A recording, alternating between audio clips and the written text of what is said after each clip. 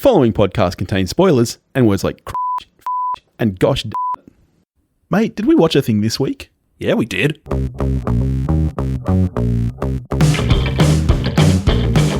Hi, thanks for joining us. This is We Watched a Thing, which means you must be Billy. Well, that's right. I am, actually. I'm glad you got me and not somebody else. I would have really royally messed up.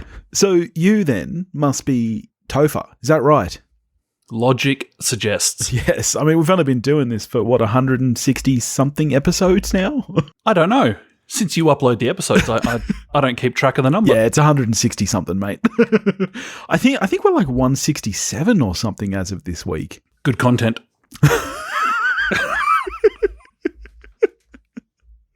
Good thing I'm editing this one then. God. Thankfully, for this episode, I managed to see a new film on Netflix. That's right. Called Malcolm and Marie. Dropped on Netflix and also in cinemas. Big shout out to our good friends at Dendy Cinema who were showing this locally. Malcolm and Marie. I'm really curious to chat about this one with you because you know what I thought, because I can't keep anything to myself. I have zero idea about your thoughts on this movie. So shall we get into it?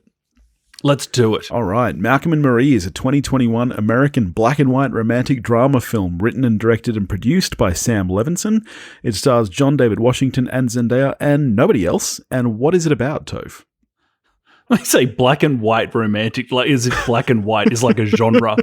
That's what Wikipedia have written, mate. Well, log on and change it.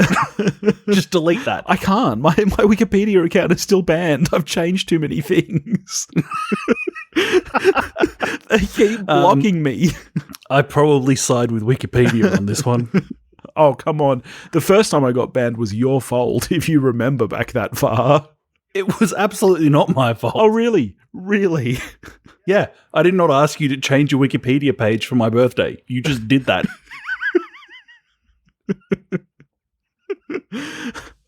All right. So what is it about, Toph?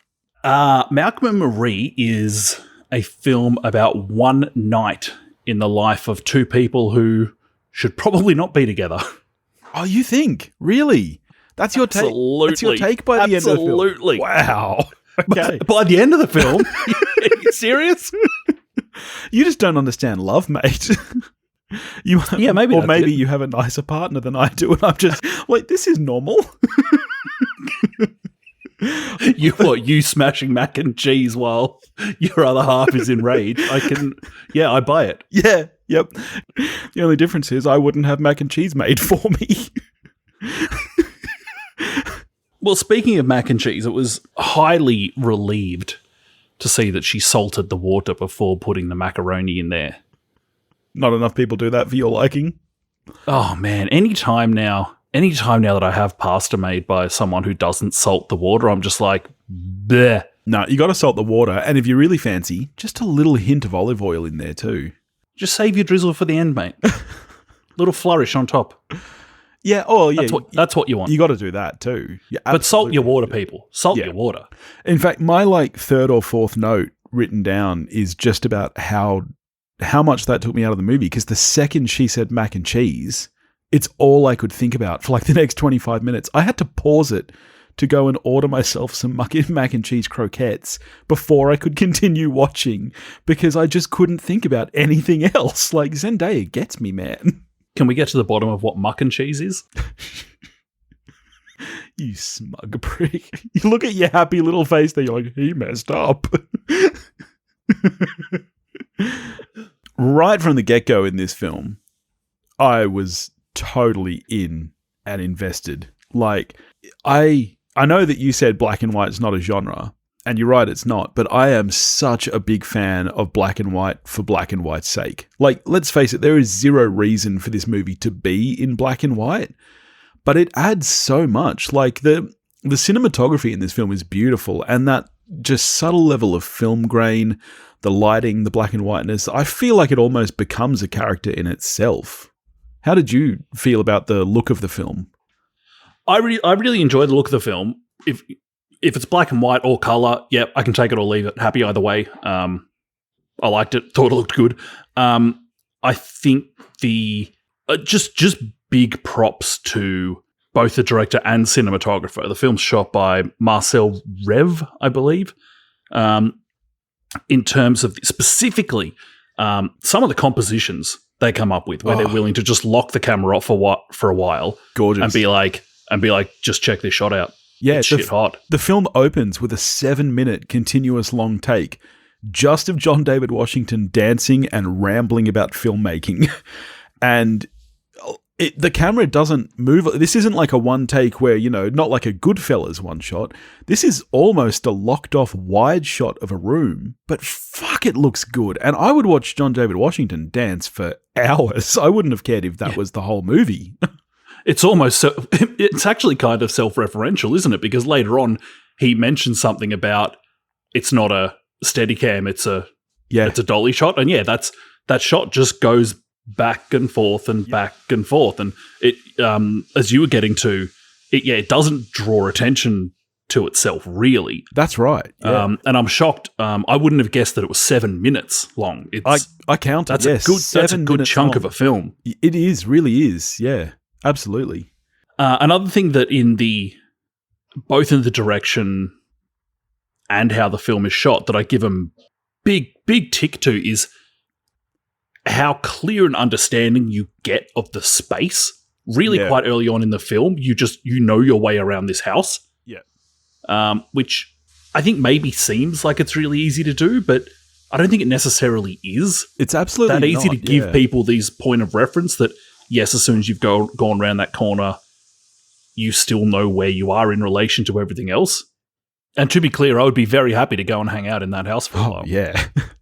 I mean, another mad props, just while we're talking about how a deep an understanding you have, I loved the screenplay for this film, and I think it's shocking how quickly you get a sense of who these characters are.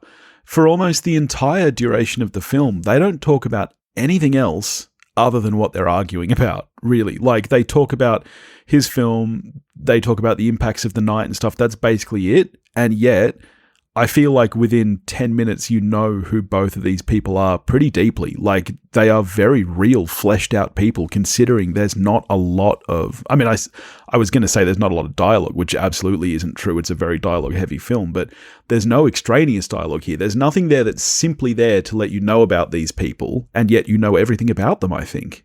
Yeah, interested to know just how quickly Levinson did just belt this script out, as I understand it, at Zendaya's behest. Yeah. She was like, all right, well, we can't be making... I think, they probably would have been shooting Euphoria, and couldn't. Yeah. And so she was like, well, write us a movie, Sam. Yeah. Yeah, first Hollywood movie produced during the pandemic. But, I mean, what they've done with the kind of bottle storyline here with 2 actors, 1 location, I just adored it. Mm.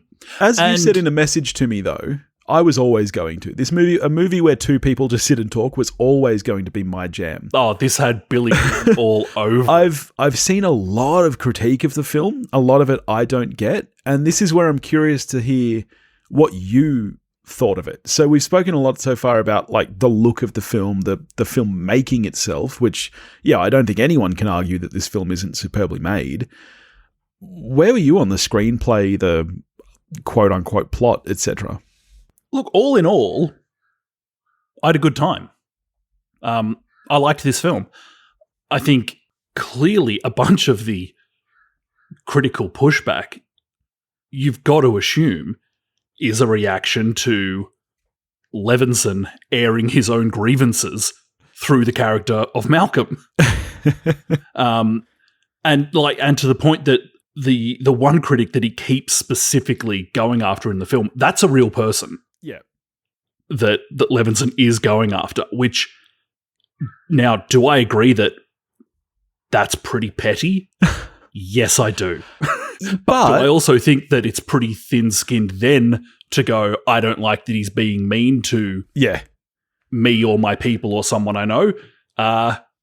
Yeah, I think there's many people involved in the circle of this film who are being just pretty thin-skinned and petty. I mean, let me raise this to you, though. Do you at any point feel like Malcolm is a hero? Is Malcolm supposed to be this great guy, or is Malcolm's an idiot? He's supposed to be a crybaby. We're not supposed to think. This is where I don't understand. He's not using it as a platform to critique critics. I actually think that the critique of critics in the film is actually pretty great, and I think there's a lot of stuff he says about critics that is kind of spot on, and it's funny and satirical. But like, we're not supposed to empathize with Malcolm as if everything he says is true. He's supposed to be a petty, petulant crybaby. So I think it's great writing. I agree and I disagree with you, because I think it is real, and I think you nailed it by saying that so much of it is really on point, which I think speaks to the fact that, yes, this is real stuff from him that he thinks, and he's still pissed off about the reaction that Assassination Nation received. On the other hand, I completely agree with you that while Malcolm's going off about this stuff, in no way are we looking at him as an aspirational character. He's being an absolute tool. Yeah, he's meant to be a little crybaby. Yeah. We're meant to be going, oh, just shut up, Malcolm. Exactly. Like Zendaya is there making you mac and cheese. This beautiful woman wearing this skimpy little dress is cooking you macaroni and cheese, and you are whinging about a good critique of your film. Can you not just enjoy life? Yeah. Literally, 10 minutes into the film, he's I'm like, mate, you're a lucky man. Can hell. And I'm editing this one. Oh, God. What have I done? So every once in a while, I give you the keys, and it's like some... You know what it's like? You're Cameron with the Ferrari. I give you the keys every once in a while, and you're just going to wreck that thing. I didn't mean to say that I then am Ferris, but I guess that's what's happened. You're not Ferris. You're Mr. Rooney. Oh, yeah. We should talk about the only two people in this film, I guess. I guess we absolutely should. Geez, they're good. Aren't they both exceptional? I can't remember the last time I saw a two-person film. I'm a big fan of this kind of thing. You know, ever since I studied Waiting for Godot in high school, Clerks, classic example. Big fan of Hard Candy, and that was another one that had two exceptional central performances. But geez, these two are good. Like, you know that I'm a fan of a 90-minute film. I could have just sat and watched these two in real time for hours. I think that would become exhausting after the runtime of this film. Here's the thing. In fact, I think it happens, and I think it's meant to. It's fine. It happens during the runtime of this film, which is not a long film. This is what I was going to bring up. I've seen a lot of people talk about the exhaustion that you feel after watching these two fight for so long. I never hit that point. I was thoroughly engaged, and unlike you, I never thought that they didn't belong together. Like, these are two very real people, and fighting is a very real thing. I'm not saying that this is life every night, but I don't think we're supposed to get the picture that this is their entire life either. This is what happens over the course of a single night. And I never felt that exhaustion like I did with, say, we had watched it only a couple of weeks ago, Pieces of a Woman, where I felt so exhausted by the just crap melodrama flying at me. I never got that with this. So you did, though. You hit that wall of drama. Oh, definitely. But I think it's completely intentional. I'm not saying it as a bad thing about the film. Yeah. And as you said, yeah, they do seem like quite real people. And yes, she should leave his ass.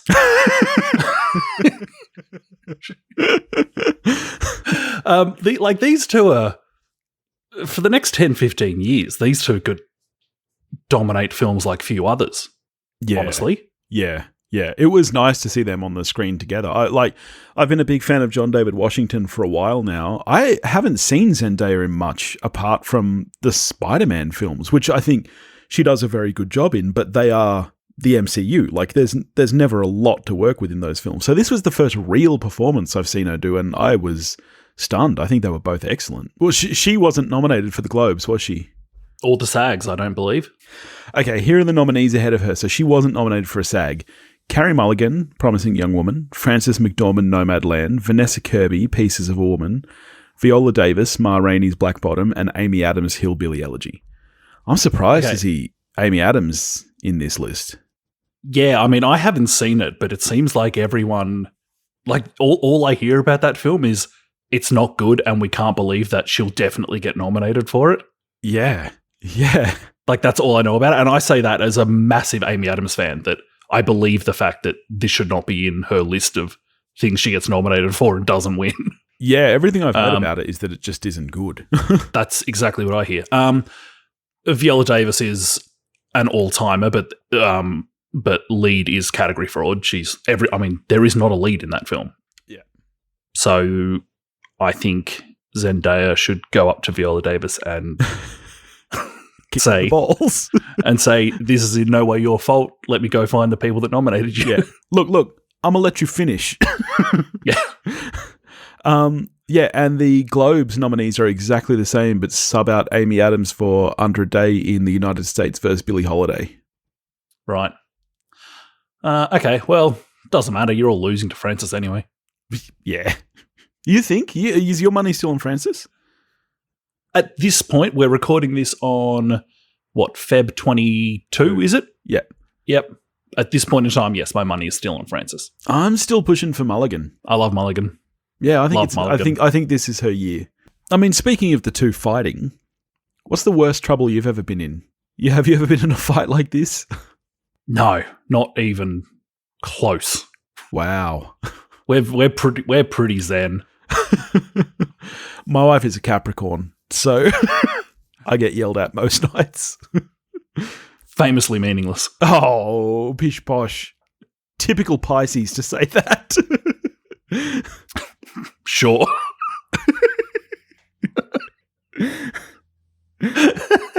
Yes, this is not a dynamic that I'm familiar with at all. Not even one little bit. Yeah, right. Her speaking of Zendaya, her what a mac and cheese diatribe had me in stitches. That's something I wasn't expecting about this film, is how at time when it's funny, it is laugh out loud funny. There are some truly hilarious moments, like when Malcolm is looking for his keys and can't find them. Yeah. And she's like, have you checked here? Yes. Have you checked here? Yes. I found them. Where were they? Doesn't matter. Yes, obviously they were exactly where Marie said. That just killed me. I loved it. When they're getting into it about the character in his film being based on her or not.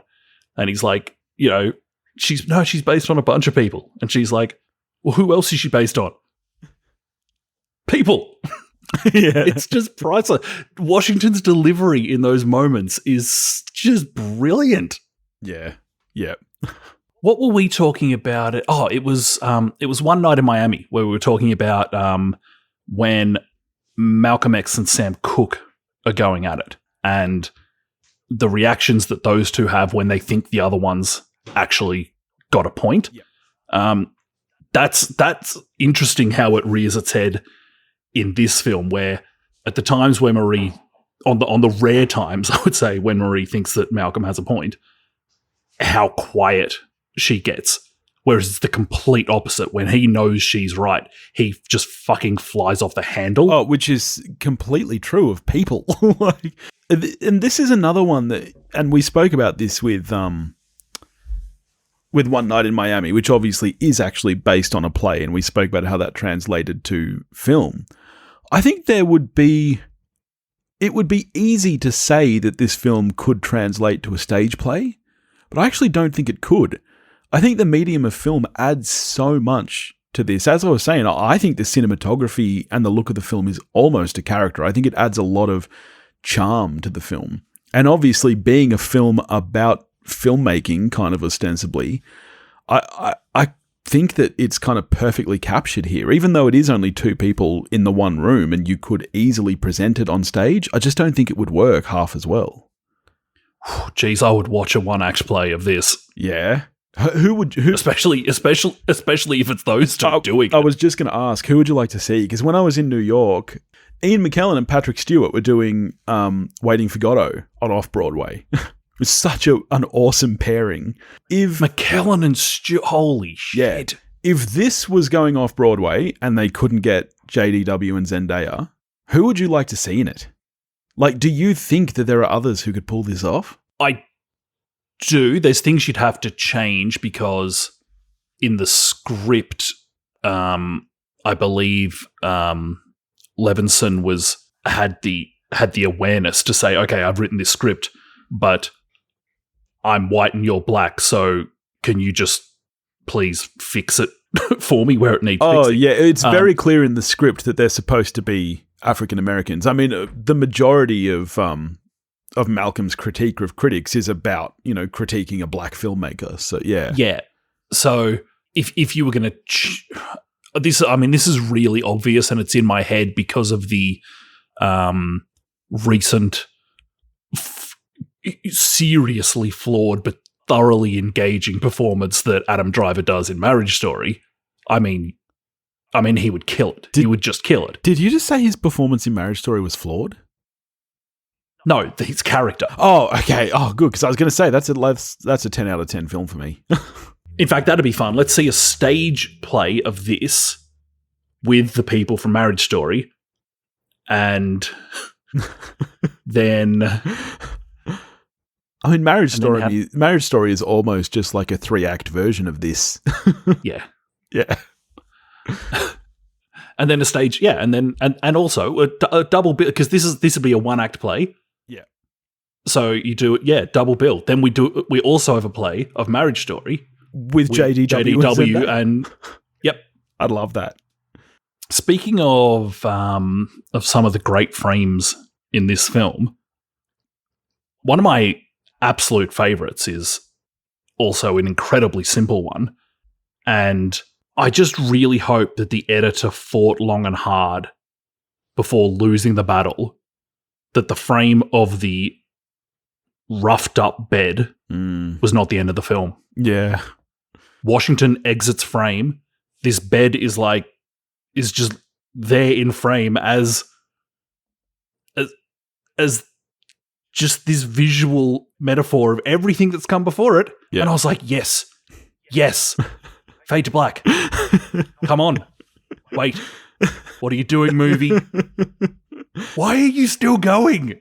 You know what? That's a good point, because I'm right there with you. I love shots like that. And I actually forget what the last frame of this film is. And if it was the bed, I can tell you I wouldn't have forgotten it. So do you remember what we end on? Just like one more half a scene of looking out through the window of like she's already outside and he comes and joins her. Yeah. And I should have watched that scene again because I missed a little bit of it because I was writing down how was the bed not the last frame. So I can't actually tell you everything that happens in the last shot. And just sticking with the bed for a second more, brushing your teeth in bed can fuck right off. That's my last note I have written down. Have you ever brushed your teeth in bed? What the fuck, JDW? That's worse than the glass of water in the sink in Pieces of a Woman. Like, I've never, ever, ever seen anybody in my life brush their teeth anywhere other than over the sink in the bathroom where it belongs.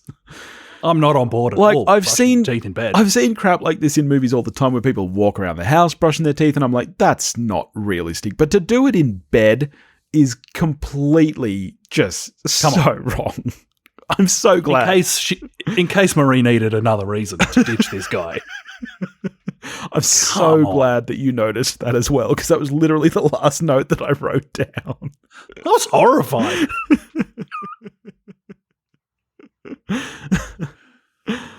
Let's wrap up. How are you feeling about the film?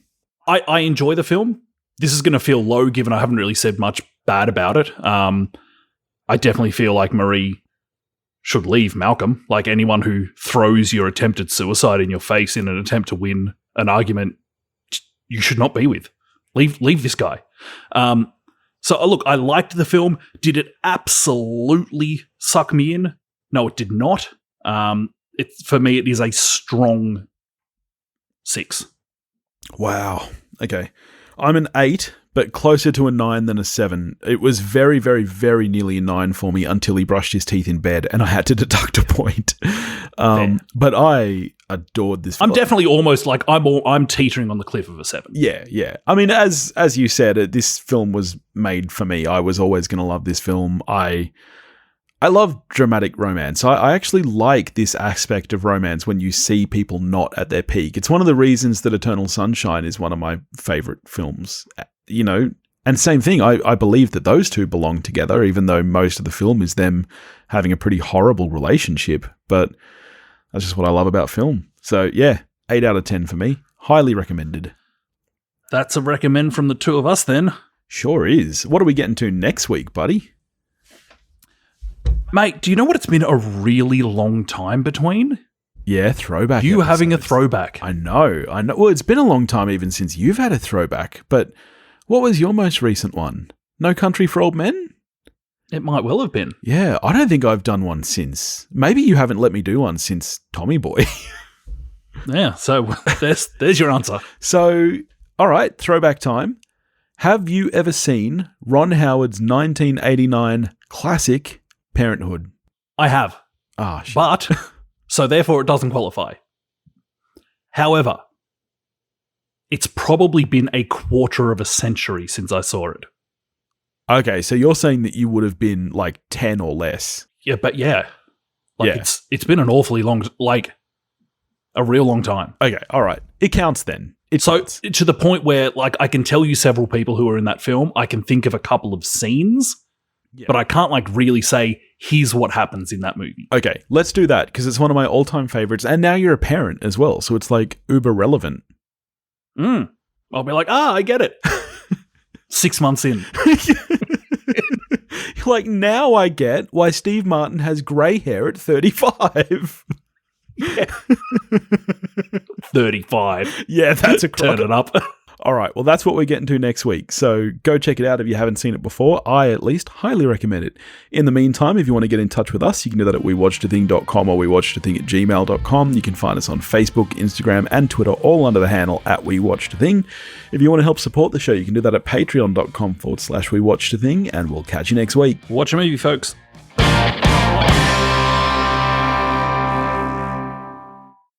Also, I want the record to show, mate. Notes. I got... it's too bright for you to see. I got 3 pages of notes, mate. Jesus. Yeah. Christ. Yep, I'm back on the note train, buddy. Okay, Beth. All right, well, I'll cut that. All right, well... Make sure that you do. Oh, I will. Don't worry. Do you trust me or not?